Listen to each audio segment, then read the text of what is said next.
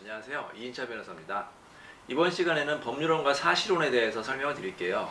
자, 법률론과 사실론의 차이점을 아시나요? 글쎄요. 혼인신고 여부 아닐까요? 그렇죠.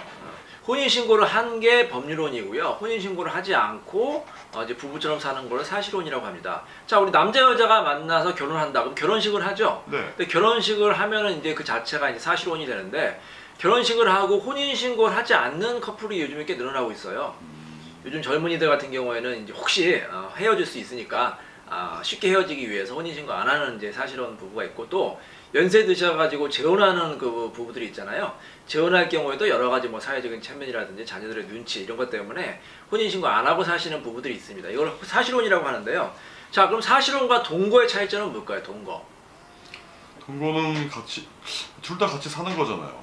동거도 그렇죠. 같이 사는 건데, 사실혼도 같이 사는 거. 동거는 그냥 남자 여자가 좋아서 그냥 같이 사는 거예요. 부부처럼 살지 않고 그냥 사는 거, 일반적으로 사는 걸 동거라고 하는데, 이 동거 단계까지는 법적으로 보호를 하지 않습니다. 즉, 동거를 아무리 오래 해도 헤어질 경우에 위자료 재산 분할을 받기는 어렵습니다. 이 동거를 넘어서 사실혼, 부부처럼 같이 살아야지만 법적으로 보호를 받는데요. 이 사실혼 같은 경우에도 헤어질 경우에는 법률론에 준해서 보호를 받습니다. 예를 들어서 잘못을 한 상대방에게 위자료를 청구할 수가 있고요. 또 같이 산 기간 동안에 재산이 형성이 됐으면 그 재산에 대해서 재산 분할을 청구할 수가 있습니다. 그래서 실무에서는 이 사실혼 소송이 꽤 있는데요. 예를 들어서 20년 정도 산 그 재혼 부부가 있다.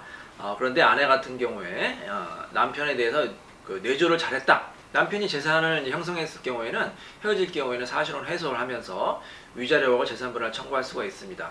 자, 이 경우에 남자분들 같은 경우는 재산을 주고 싶어 할까요? 주기 싫어하겠죠, 대부분. 그렇죠. 대부분 주기 싫어합니다. 자, 그런데 법적으로는 줘야 되는데, 이 사실혼이 아닐 경우에는 재산 분할을 전혀 주지 않아도 됩니다. 예를 들어서 남자는 이렇게 주장을 해요. 우리는 단순히 동거했다. 그럴 경우에는 진짜로 동거로 인정될 경우에는 재산 분할을 주지 않아도 되는 거죠. 그래서 사실혼 분쟁 같은 경우에는 가장 중요한 쟁점이 바로 이 부부가 사실혼 부부이냐, 아니면 사실혼 부부가 아니라 단순히 동거한 거냐, 연애만 한 거냐, 이 차이점이 가장 큰 쟁점이라고 할 수가 있습니다. 자, 그럼 부부라고 입증을 해야 되는데, 뭐 아내나 남편이나 소송을 한 사람이 입증 책임을 집니다. 부부라는 것을 입증하는 증거가 뭐가 있을까요? 사진? 그렇죠. 가장 중요한 게 결혼식 사진이고, 아니면 뭐 주변 사람들 증언이라든지, 근데 호칭도 중요합니다. 부부간에는 이제 뭐 여보, 당신 이렇게 호칭을 하죠. 여보, 근데 자기야, 뭐 오빠 이 정도 가지고 호칭 가지고 부족하고, 반드시 여보, 당신 이런 부부처럼 인정됐을 때 호칭이 필요하고, 아니면 같이 뭐 신혼여행을 갔다든지 결혼식 했을 때 부부끼리 그 양가 부모님 간에 상견례를 했다든지 이러한 증거들이 입증이 되면 사실혼으로 인정이 될 수 있고, 위자료하고 재산 분할을 받을 수도 있습니다. 자, 그럼 사실혼과 법률혼의 차이점은 뭐가 있느냐? 가장 중요한 것이 바로 상속입니다. 법률혼 같은 경우에는 이 배우자 같은 경우에는 자녀보다 1.5배를 더 유산을 상속을 받을 수가 있습니다. 하지만 사실혼 같은 경우에는 아무리 오랜 기간 같이 부부처럼 살았다 할지라도 다른 배우자가 사망했을 경우에는 상속권이 없다는 점을 주의하셔야 됩니다. 그래서 반드시 결혼을 했을 경우에는 빨리 혼인신고를 하는 게 여러 가지 법적 보호를 받는 점에 유리하다는 것을 명심하시고, 반드시 혼인신고를 빨리 하시기 바랍니다.